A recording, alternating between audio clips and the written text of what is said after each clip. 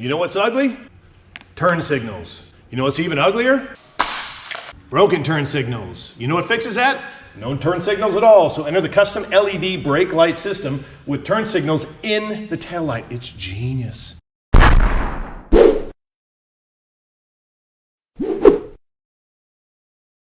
Okay, so what I'm going to do right now is I'm going to walk you through the various functions of these taillights. Now, they're largely misunderstood. People really kind of don't know how they work, and what we're going to do in this video is very briefly explain it. So basically, the first and most obvious is what you've got is integrated turn signals. So we're going to turn the left on, then we're going to turn the right on. You can see that the signals are integrated in the taillight themselves. Now, you don't have to run it that way. If you don't like that feature, if you're worried about legality of it, you can still actually run your stock turn signals and not have that feature at all. You just keep the leads plugged into your stock harness instead of their harness. Now, aside from that, what we have is programmable brake features, brake light features, I should say. And the way they come stock is a very brief intermittent flash. So when you hit the brake, you get that quick flash. Now that's great for really getting people's attention, or especially for the people coming up behind you, you know, for safety reasons and that sort of thing. Now, the beauty about these is they are programmable, and what they do is they come with a gray wire that is basically just a wire that you ground. Now, you can put it on a switch, or you can just kind of ground it by hand if you only think you're going to do it once.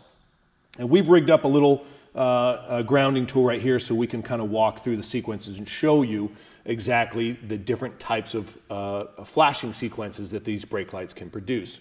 So again, stock, they come with just a very quick flash, which is what I prefer. Now you can set it to a normal brake light where it just goes on with the brake, or gets brighter with depressing the brake or the front as well.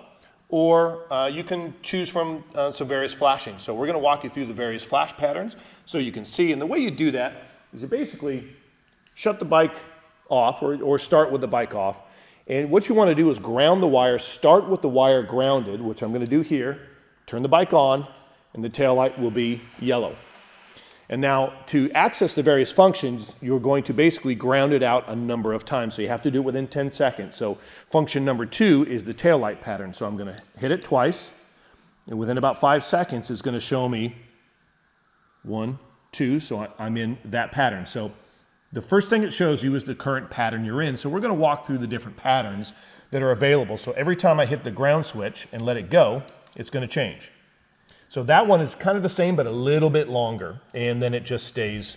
Basically what it's going to do is it's going to show you is if the brake is still depressed the entire time. Now sometimes they continue to strobe depending on what that is, so we'll show that to you next. So the next one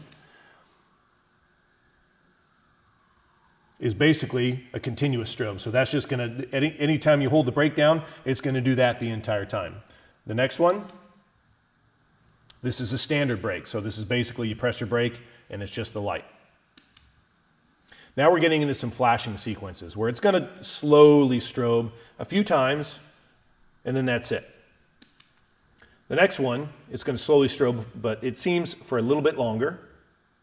This is going to continue to remind people that you still have your foot on the brake, which is kind of neat.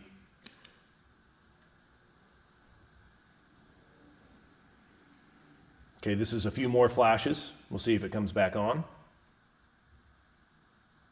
Okay, that's it for that one.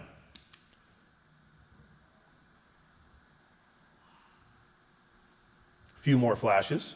We'll see if it does it again. So it's going to continue to do that. These are just a longer series of flashes between sequences. Now that's kind of a double flash. Seems like it only does it once. That's a double flash. I believe this one repeats itself. So similar to the other ones, except a faster flash.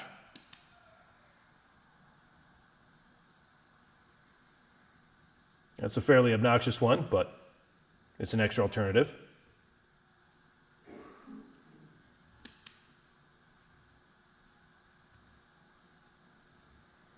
Okay, did all that. I believe it does it again. Yep, there we go. So it's going to continue to do that. And now we've gone full circle. Now we're back to the way it comes stock. So personally, I prefer that one. And again, all you have to do is basically ground it out, turn on the key, unground it, tap it twice to access the brake lights, and there's a number of different functions you can access doing that, but for this purpose we tapped it twice, and then just tap it once to go through each function. And to save that function, we're going to turn the bike off, and then to check it, we're going to turn the bike back on. Okay, it does its usual initial sequence when you turn on. You can also change that to where it doesn't do that. And now every time we hit the brake, we've come full circle and we're back on that. So these are great taillights. They're a great replacement so you don't break off stock taillights, which basically stick out here. They're ugly. Nobody likes them. You can get rid of them. Now, you're going to have to check your state and local laws on whether this is legal or not, or whether you're comfortable running this. They do advertise it as off-road use only, but these are real attention grabbers, and me personally, it's worth it. Fix a ticket to make sure that people behind me really notice that I'm stopping.